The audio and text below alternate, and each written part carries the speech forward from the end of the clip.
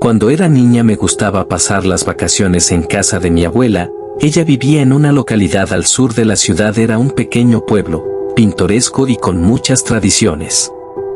La casita de mi abuela era una casa pequeña, con 3 habitaciones y un baño. Al centro de la casa estaba el jardín con una fuente en medio donde me encantaba jugar todo el día, junto a las flores y los pequeños insectos que vivían ahí. Mi abuela me llevó a una fiesta del pueblo en la plaza principal. Estaba todo el pueblo reunido. Mi abuela me presentó a cuánta persona nos topábamos. Conocía a muchos niños con quienes después salía a jugar en las tardes. Una tarde mientras jugábamos en el campo cerca de casa de mi abuela, noté que había una niña viendo cómo jugábamos. Nos veía desde la ventana de su cuarto, sonreía y saludaba, pero al rato ya no estaba. Así pasó por varios días y le pregunté a uno de los niños con lo que jugaba quién era la niña y por qué no salía a jugar con nosotros. No me supo responder. En realidad no sabía que hubiera una niña en esa casa. No le tomé mucha atención. Hasta que una noche mientras me preparaba para dormir me acerqué a la ventana para cerrarla y cerrar las cortinas y la vi ahí, a la luz de su cuarto parada viendo hacia mi ventana. La saludé y ella respondió mi saludo. Proseguí a dormir. A la mañana siguiente le comenté a mi abuela porque la niña de la ventana no salía a jugar. Quería invitarla a jugar o poder ir yo a jugar con ella. Mi abuela dijo que ella podrías venir a jugar. Emocionada corrí a tocar la puerta de la casa de enfrente. Toqué y nadie respondió. Es más, parecía que no había vivido nadie ahí en un buen tiempo. Triste regresé a casa de mi abuela, le comenté y dijo quizá después. Las vacaciones terminaron y regresé a mi casa. Pasaron 3 años para regresar de nuevo a la casa de mi abuela. Esta vez regresé porque mi abuela había enfermado y mis papás fueron a cuidar de ella. Los niños con los que jugaba ahora eran unos adolescentes quienes salían en sus bicicletas a rodar por el pueblo caída la noche. Y claro que me uní a sus paseos nocturnos. El pueblo estaba hermoso de noche, a la luz de la luna y algunos faros. De regreso a casa de mi abuela noté que la casa de enfrente tenía las luces encendidas y ahí estaba la niña de nuevo parada en la ventana, esta vez con una sonrisa de oreja a oreja. Algo perturbadora. Corrí a casa y me encerré en mi habitación. Sentía una sensación de que me estaban persiguiendo. Me asomé a la ventana y ya no estaba en la ventana aquella niña, sino que estaba parada afuera en la puerta con la mirada fija hacia mí. Cerré la ventana y corrí a buscar a mis padres, pero no había nadie, así que asustada entré al cuarto de mi abuela y me recosté junto a ella. Luego de unos minutos ella toca mi mano y me preguntó qué pasaba, por qué tan alterada. Le platiqué lo que había pasado. Ella solo suspiró y me dijo, viene por ti. ¿Qué, abuela? ¿Qué acabas de decir? Le pregunté esperando que su respuesta fuera otra. Sin embargo volvió a decir, viene por ti. Ya es hora. Me levanté y le dije, ¿de qué hablas, abuela? ¿Es hora de qué? Muy asustada y confundida. Eso de allá no es una niña, dime qué es. Le grité a mi abuela. La cara de mi abuela cambió, se puso a llorar y me dijo. Éramos muy pobres en aquel tiempo, tu abuelo y yo teníamos días sin comer y mi bebé estaba por morir. Tu abuelo no tenía trabajo y nuestras tierras no estaban floreciendo. Subimos al cerro a buscar a una bruja y pedirle ayuda. Todos en el pueblo hablaban de una bruja que tenía pacto con el mismísimo Lucifer. Gracias a ella el pueblo creció, los negocios locales crecían aún y con la escasez de empleo. Ella nos propuso darnos comida siempre y trabajo para tu abuelo, pero dijo que se cobraría con el alma de mi sangre. Ella entró a mi choza, venía por mi bebé, pero le supliqué que no lo hiciera, que no se la llevara. ¿Ella? ¿De quién hablas? Interrumpí el relato de mi abuela, pero señaló a la esquina de la habitación. Prendí el foco de manera inmediata y no había nada. Abuela, ¿para qué me estás asustando? Pero ella continuó con su relato. Me dijo, te voy a esperar y regresaré en 2 generaciones, vendré por tu alma y una alma de tu sangre. Creí que todo había acabado cuando un grupo de hombres entró a la cueva y la mataron porque se había estado llevando los niños del pueblo y la hambruna estaba matando a todos. Pero desde que estoy en esta casa esa niña está ahí parada en la ventana sonriendo, esperando el momento preciso para entrar. Me quedé impactada, escéptica. Solo regresé a mi cuarto, e intenté dormir pero fue imposible, tuve muchas pesadillas y en todas estaba la niña. Al día siguiente me decidí a visitar esa casa, esa vieja casa que desde afuera parecía que nadie había habitado la casa hace años. Pensé en entrar pero un escalofrío recorrió todo mi cuerpo y decidí alejarme. Olvidar todo esto, quizá mi abuela está ya alucinando, desvariando. Falleció mi abuela y el día del entierro se presentaron dos personas cubiertas totalmente de negro, se acercaron al féretro, hicieron una especie de oración entre murmullos y se marcharon, pero esa niña me sigue a todos lados. Y cada vez está más cerca.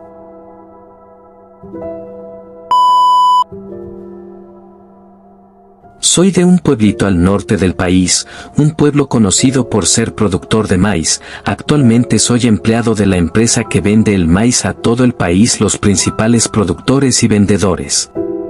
Pero hace años, cuando aún éramos un pequeño pueblo que tenía unas docenas de hectáreas que eran más grandes que el pueblo entero, fui testigo de la bruja de los maizales. Era muy pequeño, tenía escasos 10 años, vivíamos cerca de los campos de maíz pasando la colina.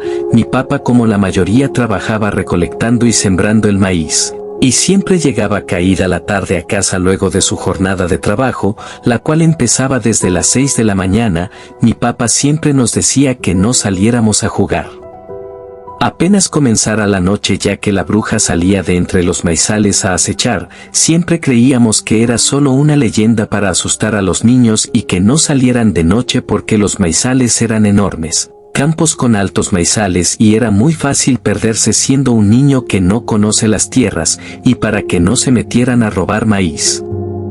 Pero fue un fin de semana cuando mis primos vinieron de visita, salimos a caminar y a jugar por las calles del pueblo. Se llegó la tarde, y estábamos lejos de casa, pero aún y caminando no llegaremos a tiempo a casa sin que nos sorprendiera la noche. Decidimos tomar un atajo y cortar por el campo que estaba cerca de mi casa. Claro que mis primos no estaban de acuerdo, pero nosotros estábamos seguros que sería más fácil y así evitamos que nos regañaran por llegar de noche a casa. Nos escabullimos en los campos, había un silencio en todo el campo, a lo lejos se oían los perros ladrar y el sonido de los grillos, y nuestras pisadas en las hojas secas del maíz del piso. Si caminamos en dirección al norte saldremos rápido y no tendremos que rodear todos los campos para llegar a la colina que daba con mi casa. Íbamos con nuestras linternas que apenas si alcanzaba unos centímetros y nuestras raquetas por si nos encontramos a algún coyote cerca. Nos adentramos todos. Mis tres primos Luis, Juan, Hugo y yo íbamos en fila caminando. Claro, yo iba liderando la caminata, algo nervioso pero emocionado. Por fin estaba cruzando, me guiaba con mi brújula que me había regalado mi papá. De pronto dejó de escucharse el ladrido de los perros y los grillos. Incluso nuestras pisadas ya no sonaban, como si estuviéramos pisando el aire. Mi brújula empezó a apuntar a todas direcciones y nuestras linternas empezaron a parpadear hasta que se apagaron y nos quedamos a la deriva, solo iluminados con la luz de la luna, sin saber a dónde dirigirnos. Por un momento pensé, mejor nos quedamos quietos y esperamos a que amanezca y poder salir. Ya no importa si nos regañan por no llegar a tiempo a casa o por meternos a los maizales. Pero algo empezó a sonar justo enfrente de nosotros, como si alguien se aproximara a nosotros. Nos asustamos y empezamos a correr entre los maizales sin dirección alguna y sin ver absolutamente nada. Luego la escuchamos. Un grito que salió de la nada, seguido de una enorme y escalofriante carcajada. En ese momento empecé a correr sin voltear y sin saber hacia dónde corría, solo quería salir de ahí. Sentía que el aire me estaba faltando. De pronto sentí que me jalaron de la camisa y todo se puso en blanco, la respiración se me fue, creo que por instantes. Desperté en mi cama con 40 de temperatura y de aquel suceso no recuerdo más. Solo lo que mis padres me cuentan, que escucharon el grito de la bruja en los maizales cerca de mi casa y a nosotros 4 gritar. Todos se adentraron a buscarnos. A mí me encontraron sin camisa y sin zapatos, casi agonizando, pero de mis primos no quedó más que sus lámparas en el suelo y un calcetín. No se supo más de ellos. En la familia cuentan que a veces los escuchan gritar y pedir ayuda en los maizales, lo cual es ya. Nadie entra de noche hasta la fecha. La policía dio por terminada la búsqueda de mis primos, alegando que los coyotes pudieron llevarlos. Pero todo el pueblo sabía que fue la bruja de los maizales, que ha estado dormida por años y me temo llegue a despertar un día.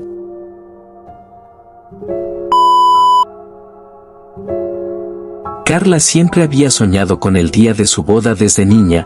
Cuando le preguntaban qué quiere ser de grande, siempre decía casarme de blanco en la catedral y ser la más bella novia, contestaba Carla siempre con una sonrisa y un increíble brillo en sus ojos.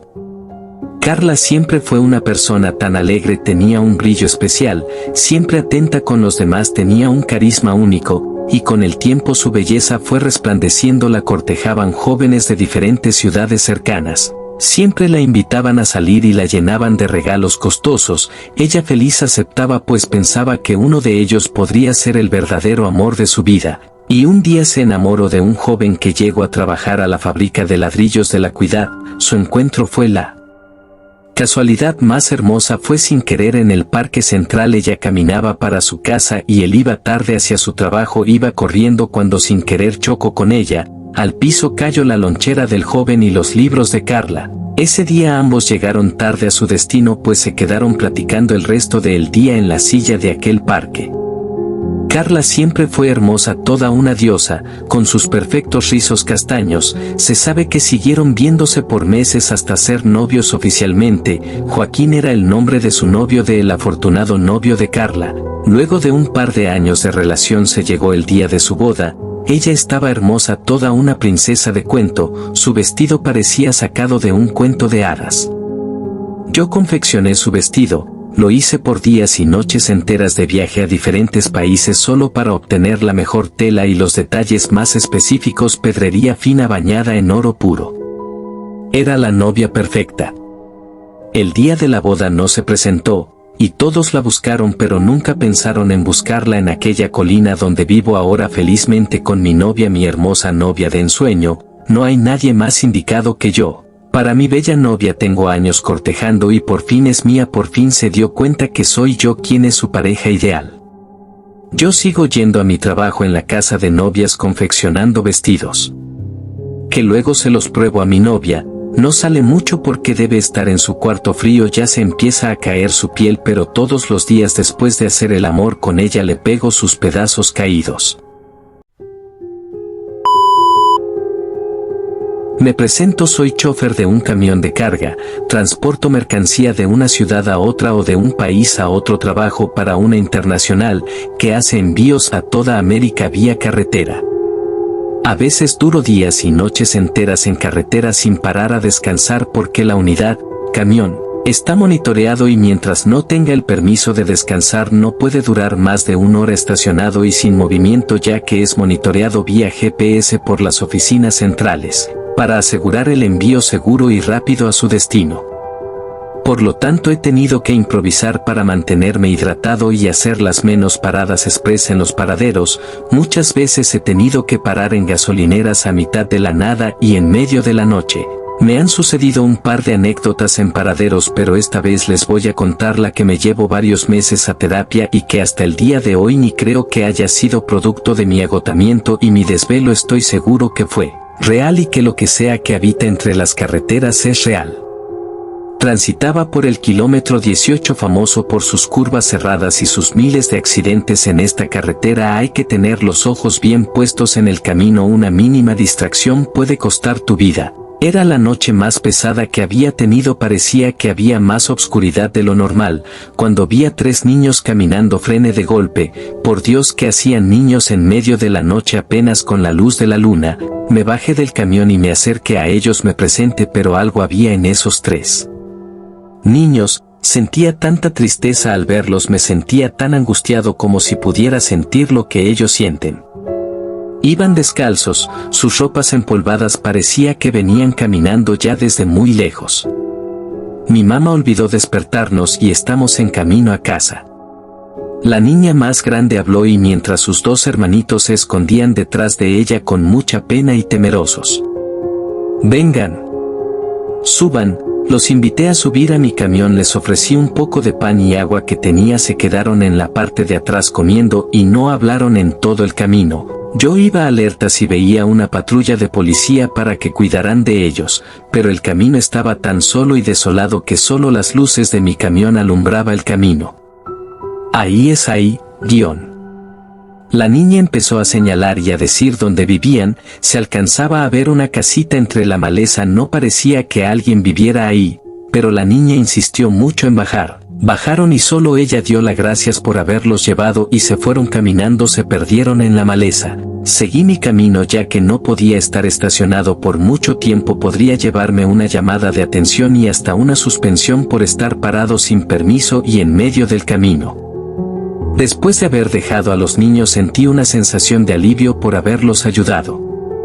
Pasó el tiempo y en un bar de compañeros traileros salió la plática sobre el famoso kilómetro 18. Que se les subían aparecidos en la parte trasera del camión ya que en ese tramo de la carretera suceden muchos accidentes, pero mencionaron el del autobús de pasajeros. Todos iban dormidos, eran aproximadamente las 3 de la mañana, el conductor perdió el control en una curva, todos murieron, el autobús cayó en un barranco y ardió en llamas al caer. Desde entonces se puede ver personas que caminan por la carretera, no saben que murieron y caminan a su destino. Después de esa noche regresé a casa y no pude dormir, veía los rostros de esos niños, su cara de tristeza y susto por buscar a su madre.